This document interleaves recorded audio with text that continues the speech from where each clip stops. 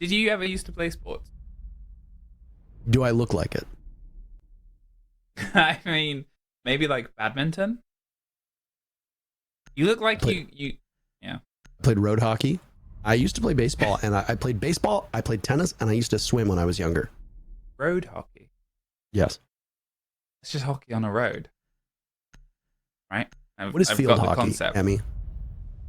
Yeah, sure, but like, why does hockey have to specify where it's played? Like, you don't have road tennis. Are you playing tennis on a random road? I have been known to. I don't think that's true. I think you're lying. Well, I'm trying to do insurance fraud and get hit by a car. It's an easy excuse. I feel like if your goal is insurance fraud, admitting it is probably not Oh no! a wise idea. Can we delete this VOD? There's 45 people watching this show. What if one of them works for your insurance company? Listen, if my insurance man, Jeffrey, if you hear me in the audience, the car hit me. I was playing tennis, and I really need this money to help fund my 6 kids. We're going to Sala de Chat. How is Sebastian? He's in prison. 25 years. He was driving the car. That's the problem. That's why things get a little bit stickier. He was the one driving the car. We find ourselves on Skyscraper and Black Dragons. We'll be attacking first. What are your thoughts on that, PD Parker? Well, all right. Very interesting ban phase, actually. And I do want to spend some time just kind of diving into what we saw. Monty, Dokkaebi, Bandit, and Fenrir. Bandit and Fenrir have only been banned twice apiece prior to this matchup and now are gone. Dokkaebi banned 3 times prior to this series of matches, and while it was Nomad and Monty back in round number 1, it was Blitz and Buck in round number 2, and now it's Monty and Doke, with Monty being banned out yet again. Fenrir is an incredibly strong operator on this map, as is Azami. If you get rid of Fenrir, you're going to probably see an Azami every single round on defense. If you're defending upstairs, you're probably going to see a lot of presence from the Azami, either in Geisha or over towards Drum. That is the speculation. Oh, Swooping. Getting a bit motion sick. I was going to say, off the right. There's free cam in the game right now. This is actually the first taste of it we've really gotten on this site, and it's just shown us beautiful sweeping shots of the roof. Daffodil has had beautiful sweeping shots, hit him in the face, which is why he's so injured right now. And Ask is, well, at least a little bit prepared for the danger. They have some semblance of support here, but look at how much pressure is being thrown towards Black Stairs here. Tucked at the worst time. Somehow Stemp just needed the single shot to connect, and it does. And Lender trying to lend a hand to the area to keep it safe. The Zombie on the board, you're going to see a Flores most of the time. You want to take out those Kiba barriers, which will continue to generate, but Gomez has not used them. 3 in pocket at the moment. Might not have an opportunity here, but the nade goes off a bit too prematurely. And Gomez will follow up. Not quite in Drum, not quite in Geisha. Gomez is literally in between those 2 parts of the map. It was a very early strike onto the smoke, rotate round underneath, and there they are, caught out entirely. A huge retake. Gomez took the drop. They're going to see if they can swing their way up Black Stairs. They're waiting for you, and you should have expected it, but at this point, you need to try and close down towards the site itself. Hornetau doesn't quite have the angle on the shot, but that player is very much stuck there as Hertz goes underneath with the C4. It does get the connection onto the planter. 2 versus 2. They still have the site. A 2 versus 1 from the opening from the C4. They rock the rest of the round, and Live creeps his way closer towards gold. He wants to try and get this 1 versus 1 on the second story, but the longer it takes, the more time it buys for the other player to rotate their way up. Are they aware of this? The pressure coming up from the stair set? No, it's a 2 versus 1 post-plant situation. They're still trying to isolate a single fight here. They have to try and strike at the same time. They've got to be ready to pick up the fight against Live if it goes away from one of them. The second needs to be there. It's either side, though. A great retake here from Vivo Keed. He's getting the defuse. It takes more, takes some missteps from Vivo Keystars in order for Black Dragons to win that in the post plant, because when you approach gold from those two angles, which we saw was the middle of T and then by the door frame to T, the two players on defense, if they are optimally defending the bomb site and playing for a retake, they're going to push at the same time, which is exactly what they did. But before we got to that point, I was a bit confused again, focusing solely on the Azami. Where was this beachhead that an Azami is supposed to create on this map? There didn't really seem like a lot of obstacles for Black Dragons to overcome to get towards the bomb site. Now, usually you'd see an Azami maybe playing over towards Office. Maybe you'd see it by Dragon. Maybe you'd see it, as I said, a little bit in Terrace, extending out to Drum. You've got those Kiba barriers which can be strewn about, not just to keep you safe, but to also block doorways, forcing an attacker to either melee it or have to use an explosive to get close. A lot of times, you're going to use an explosive. You don't want to be thrown into danger. Very reasonable. But I think the assumption from Vivo Keystars was, let's wait until we're later in the round and then use those Kiba barriers in ways that we know they're pushing from. Well, the first push came from main stairs. Gomez dropped down into restaurant side, went through barbecue, and then got killed by brown stairs. Those back stairs. Was not able to really be that effective by doing that. So a head-scratching moment from an incredibly powerful and very influential operator. Lenda will rock the Azami now as there's an Office defense on the board. We've got frost mats in on the windows. You're going to have no denial on that wall, which is actually quite interesting because teams have this dogged insistence to hold that top panel leading up house stairs. Should be relatively easy for Black Dragons to open it up. And again, the Ying comes out. Incredibly strong operator, most banned operator, has been able to be played so far through this series. If you're not bringing Ying almost every single round, you're falling behind.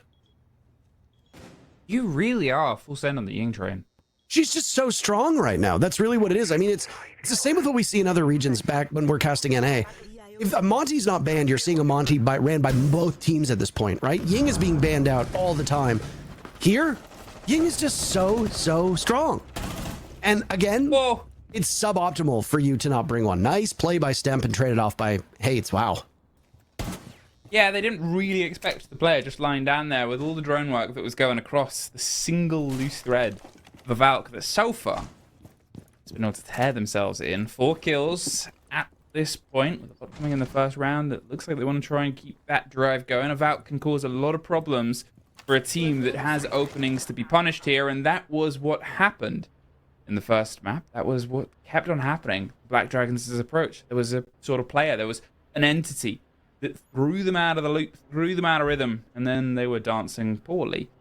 Evo Keyed bought themselves some time. They bought themselves some more caution. 2 drones making their way across Drum, across Terrace, towards the site itself that the Flores wants to move back in on.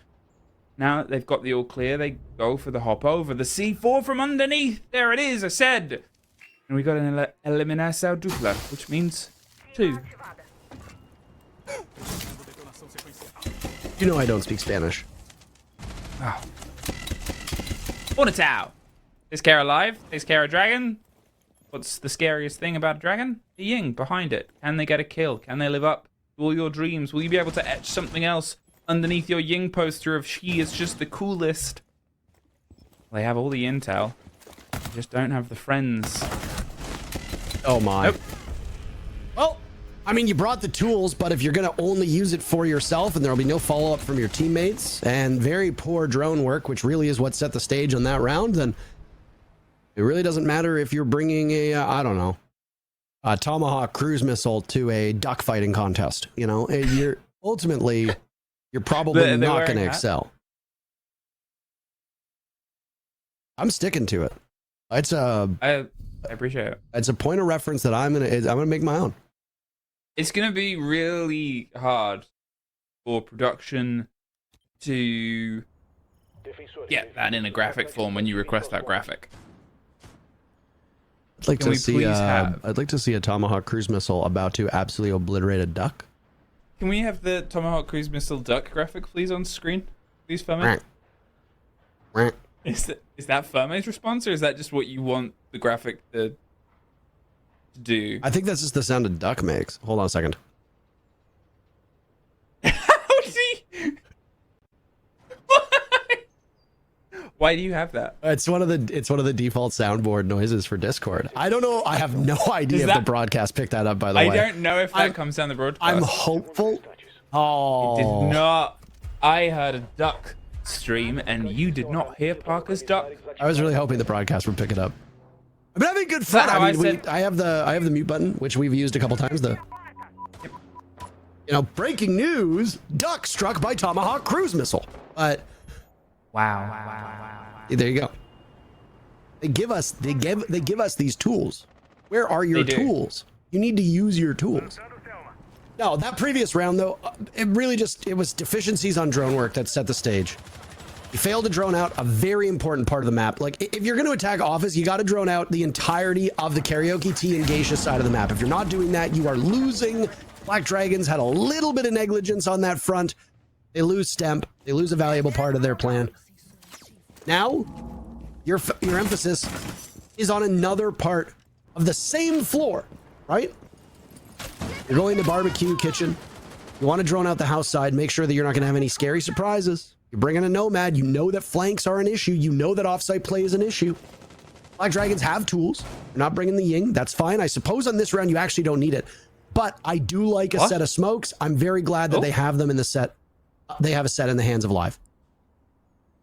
Here we have another sweeping overhead look to see, well, this is what is going on in the sky. Not a lot, actually. What about the Scraper? But you do have a bit of presence on the side of Scraper. Laurie was trying to creep their way across towards the ground floor. They want to have a bit of that pressure scraped away from the second story, which is what it needs to do. You need to be able to remove the player that's sort of keeping you away from the vertical play here.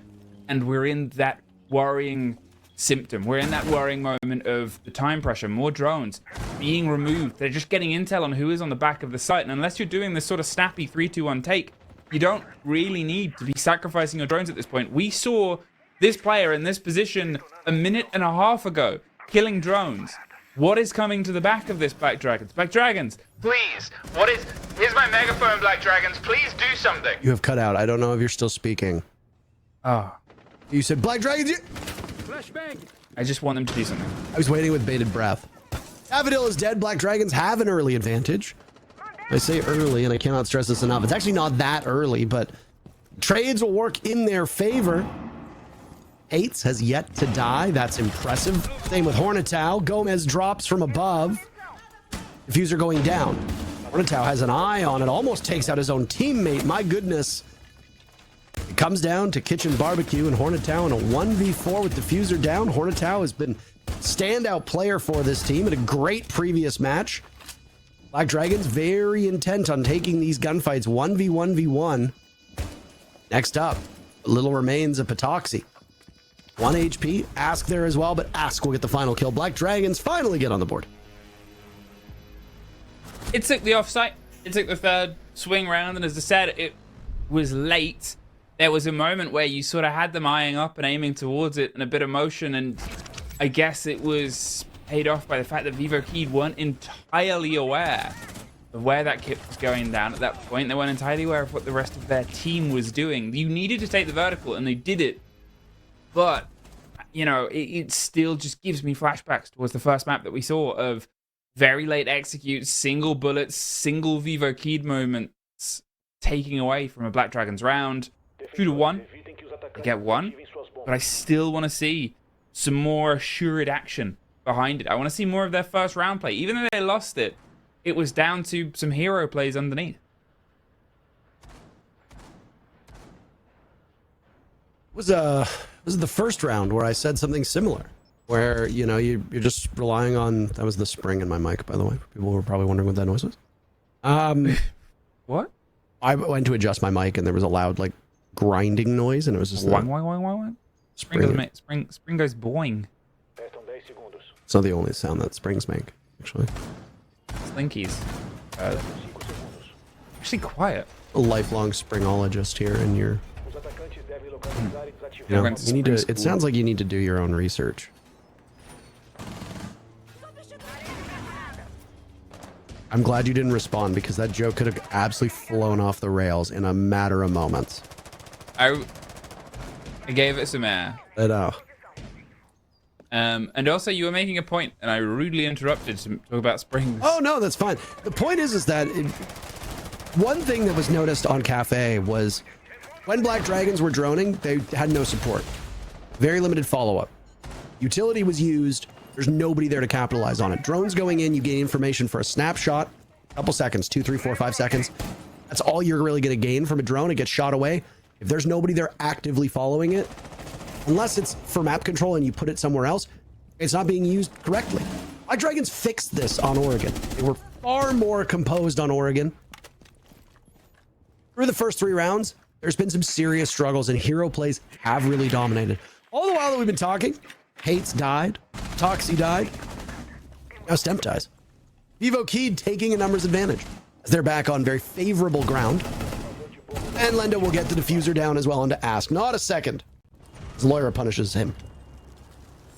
Keeps being very quick responses here, but obviously now live hasn't been able to respond to that kill. The body balance has slipped a little bit further out of favor, and they've slipped their way further back towards the site. Remember where it was? Yes, that's right. On the other side of the story, Vivo Keedstars just sort of said, nah, we're going to have the fight here around Museum. We love these artifacts, and you're not allowed to look at them. Another take. A much cleaner Geisha hold than their first time round there. They will not be going back there this half. And they try and push that momentum into Museum, into the other second story. Well, Black Dragons, they want to stop that momentum right now. Yeah, but all of these timeouts are being called very, very early on by my count. I mean, it's entirely possible. I didn't write it all down as thoroughly as humanly possible, but I'm getting timeouts in the first half of every single match so far. Now, I will say, yes, one caveat is that there hasn't been much of the second part of the match for most of these maps. Cafe, we got 2 rounds into the second half. That was it. Oregon, we got 3 rounds into the second half. That was it. Now we are hurtling towards a very similar scoreline with what we see out of Vivo Keedstars. They're up 3-1 on a defensive map. Skyscraper does tilt in their favor, but still worrying signs, obviously. None of these matches have been particularly close. The rounds, a lot of the times, haven't even been particularly close either. It has been a really puzzling match, and the landscape of Brazil obviously has changed a lot. And the one thing that, Nick and I have been talking about quite a lot is that because you're playing on land and because you're playing a best of one, because you're playing sometimes back to back, and there's been upheaval with these teams, not just in terms of organizations, but also in terms of rosters, the unpredictability in this region is really, really high. The only constants are NIP and W7M. Pretty much every other team has seen some form of change, either in roles, in terms of rosters, in terms of map pools. There's a reason why NIP and W7M are right now, far and away, the 2 best teams in the region. And that's because they have consistency going for them.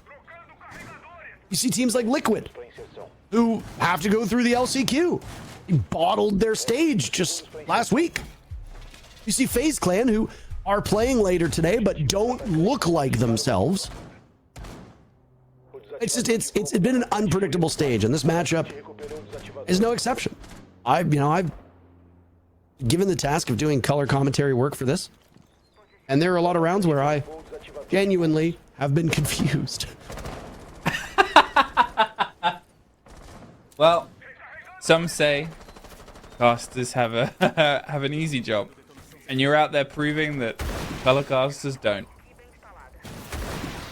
Vivo Keed, 2 players popping off right now, Hornetau and Hates. But the others hate getting involved as much. Hornetau. They're gonna see if they can try and get some control here. Top of VIP stairs.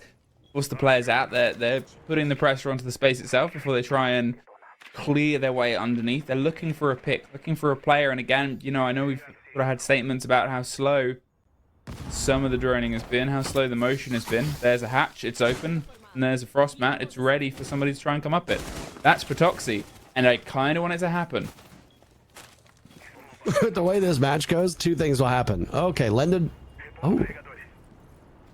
was actively playing on the hatch, did not trust the Frostmat to do the job. But Toxie will wait We'll wait for Patoxy. There's no rush. Take your time. We can put your feet up. Eat a busy fish. I get that. Uh-oh. They see the nade, by the way.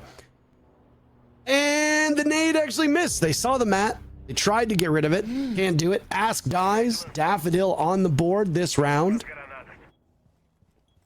1 minute remaining. These teams on even footing.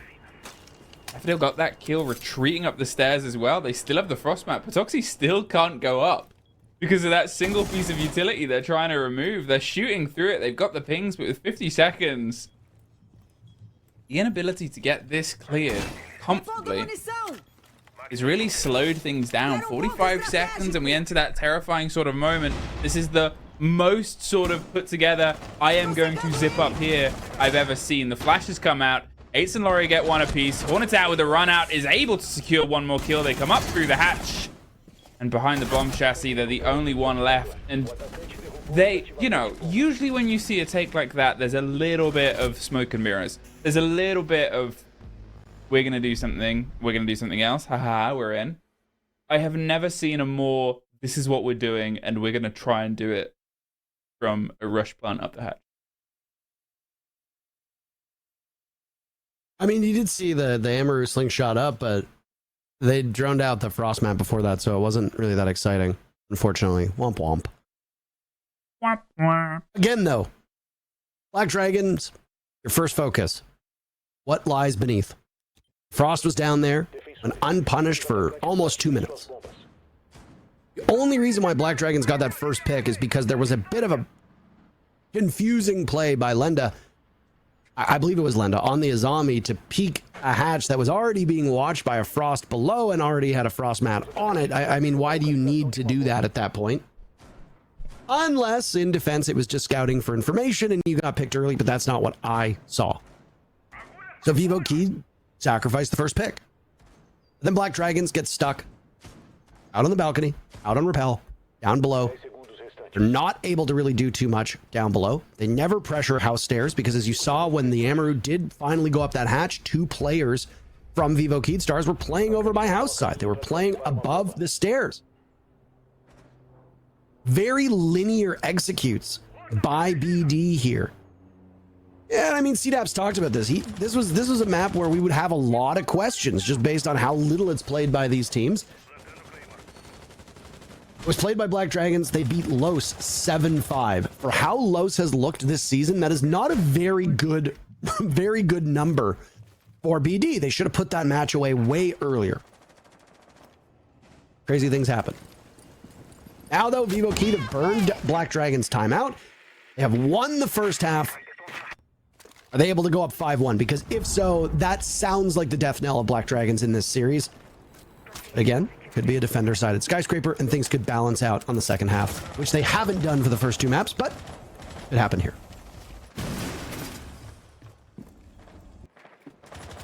It was what was, I would still say, a bit of a late execute. It was a bit of a, you know, danger close for how close the fight is at this point, and they have used their tack time out. So getting into the second half, being down 5-1, with nothing ahead of you other than just playing the game out is a very stressful position to be in. Especially as, obviously, you know, if this goes away from you, you're just seeding at that point. You've only really got a long loop round ahead of you. And otherwise, you know, when you're trying to break your way across, when you're looking at the opponents you've got next, when you look at how the seeding things go, fighting in the lower bracket final, regardless of who wins this, if you're up against W7M, you kind of a little bit expect it. But then you've got, you know, either E1, FaZe, or NIP ahead of you. Here, Hornetau starts things off well. As Vivo Keyed closer to this 5-1 half, to this 5-1 position and the chance to fight for a place at the major. And you still got that daunting task of going up against W7M should you win. Black Dragons, it would be down to the lower bracket, and they would await the loser of our next series, which is FaZe Clan versus E1. There goes Daffodils. Must have heard the commotion at the bottom of backstairs.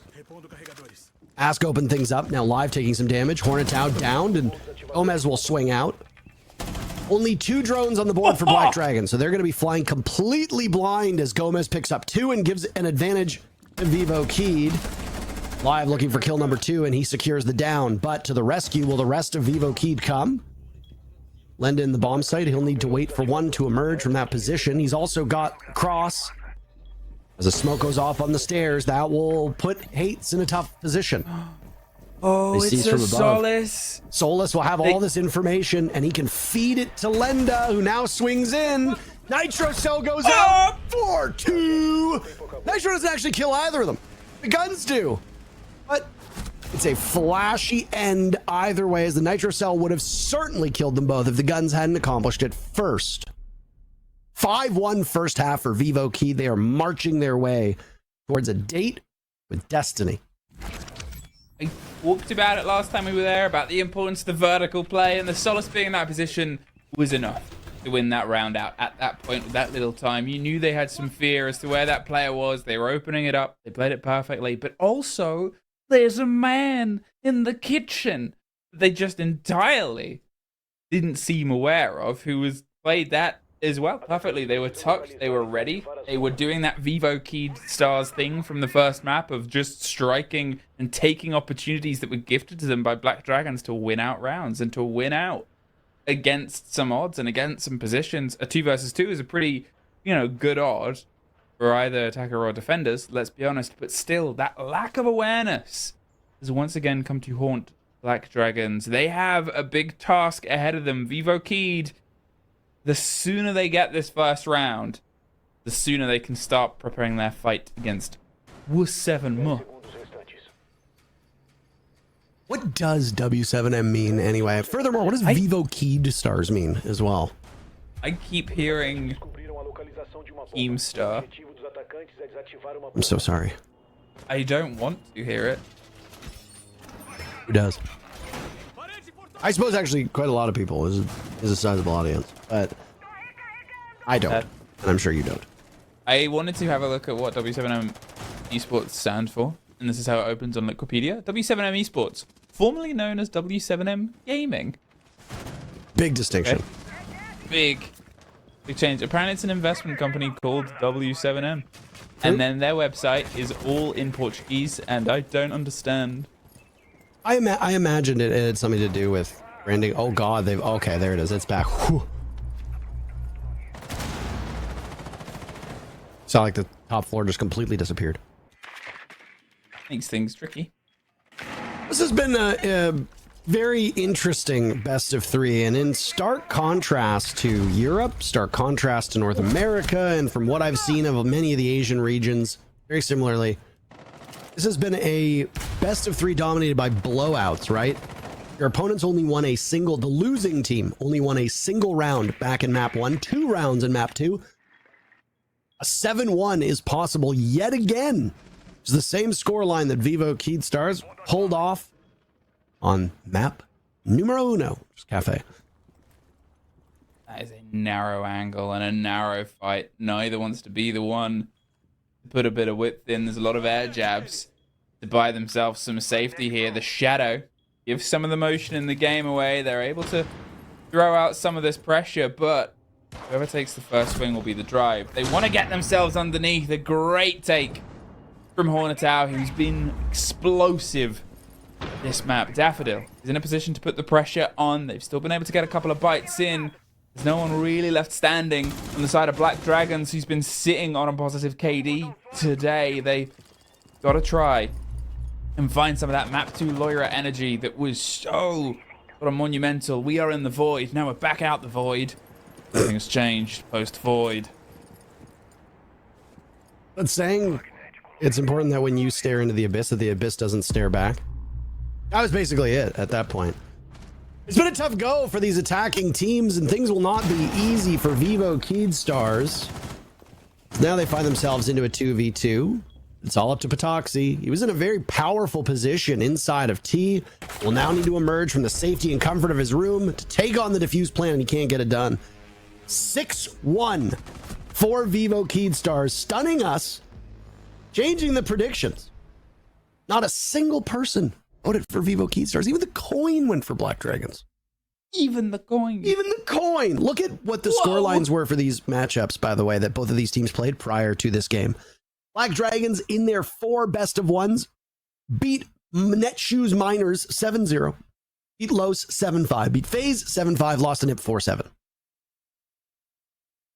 Vivo Keydstars beat MIBR 7-3, lost to Team Liquid 6-8, lost to E1 5-7, lost to W7M 4-7. They still end up playing against each other. On paper, sure, Black Dragons did play 2 inarguably worse teams. Netshoes Miners and Los have looked like 2 of the worst teams in this region. So maybe you have a weaker bracket. But Vivo Keyed lost to a weakened Team Liquid in overtime. Beat a pretty poor performing MIBR. Lost to W7M, that one's pretty normal. Lost to E1. If you want to get to this point in stage 2, you need to be competing with your contemporaries, and that E1 is a contemporary. Black Dragons beat FaZe. That's Black Dragons' contemporary. On paper, BD looked like one of the top teams for a while in this stage. And now it's all fallen apart.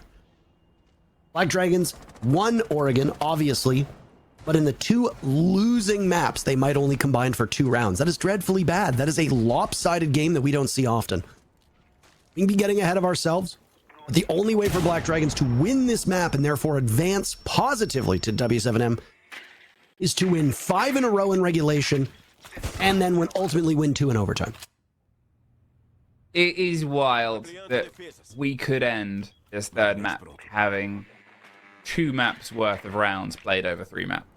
In how one-sided these games have been, how just sort of full-faced slaps we've seen both teams suffer. And here, Vivo Keyed, if they get this opening body, which is a statistic that even coming in today, Black Dragons were terrible at the opening KD. It really went away from them. Then they're just up against it once again, and you're still... I think you'll be looking at this as they might be as well, if they can't do a meteoric comeback here of wondering what's sort of happened, where things truly went wrong.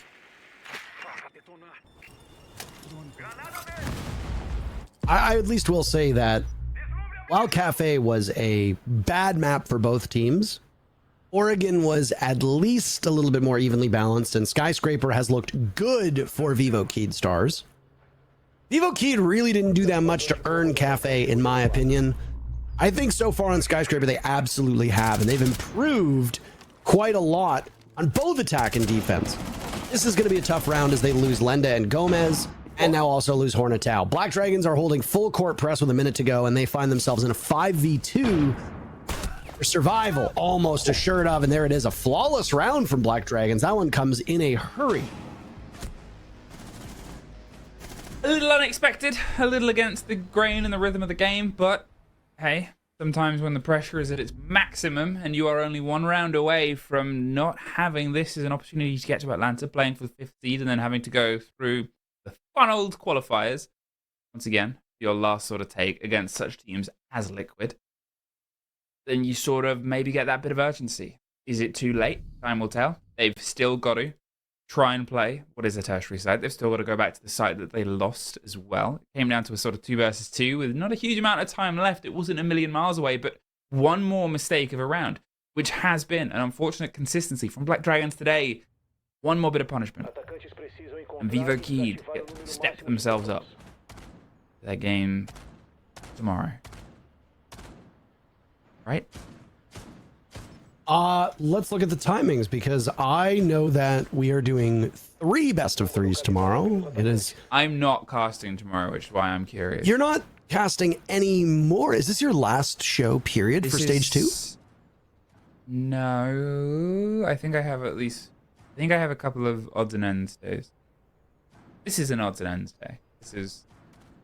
I'm like a Swiss Army person. Oh. Pop me in. Yeah. Just so affable. I have a few days of career left. So tomorrow we start off with the 5th place seeding match. A match that plays for virtually no stakes. It just impacts where somebody finishes in the LCQ. As you saw from the SSG OXG matchup, teams don't necessarily take it as seriously as a regular match. Understandably so. But with those seeding matches, you often find players playing on unconventional roles. You'll see role swaps that can lead to excitement. You'll see things like a Blackbeard. You'll see things like, well, back when he was a little bit abnormal, you'll see Blitz. That's our first match of the day tomorrow. Then we have the W7M versus likely Keyed Stars, but we don't know.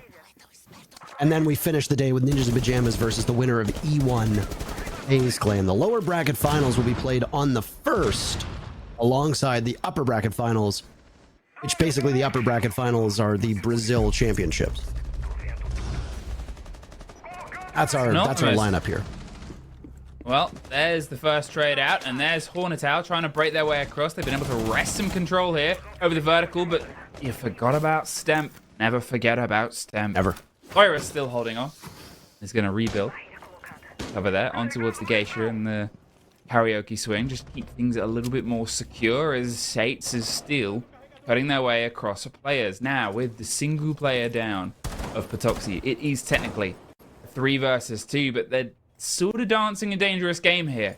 Vivo Keyed Stars have to make sure they keep themselves a bit together. You can see Hates is making that motion across as well. They're going for the pinch and the pull at the same time. They know exactly where the players are, and this might settle itself here on the second story. Stemp is traded out. Patoxy, who's back up, gets one knocked right down during that engagement, leaving just 8 left. Now the 2 remaining players slip their way away as far away as they can. They drop. They realize that they want the fight to be here flat, and well, Hates wants the same thing, makes a lot of noise on the transition from the top to the bottom floor here and hides behind the tomatoes. But with Loira just around the corner, ready for the swing, they have the pings, they know exactly where the player is, and they're waiting for this time to tick further along. It's a very winnable fight for Hates, but he's got to be concerned with where Loira is, right? Hates with 13 kills, absolutely leading the way. Watched under cam, his control of kitchen. Both remaining players from Black Dragons within striking distance of Hates. Over in delivery and pantry. We're just waiting for the sound call. Nice angle from Patoxy. That one's over. Black Dragons suddenly coming back to life. Flawlessly done in the previous round. This one a little bit closer. But still, a win's a win. That's Office under their control. There's Barbecue under their control. 3 more rounds in a row needing to be won by Black Dragons to go to overtime.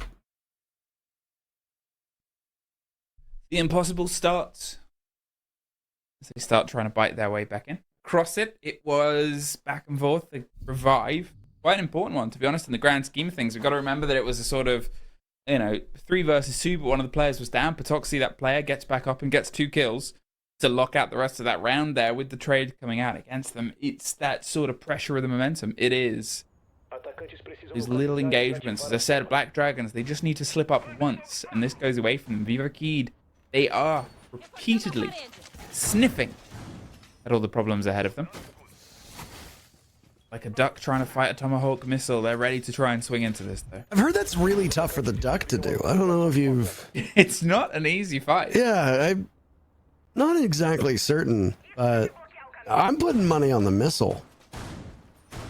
Well, maybe the duck is wearing their missile fighting hat today. Missiles, hats. What haven't we spoken about? Conjoined twins. Vitamins. Vitamins. ETS. Spanish speaking. Our producer. What was that actually Spanish? It sounded like Italian. Mamma mia. A bit offensive. What did you say? Mamma mia. I say that to our Observer Red like quite a lot. Obviously, they're not the Observer right now, but they are the Italian stallion of the EU/NAL observing group. Very nice guy, by the way.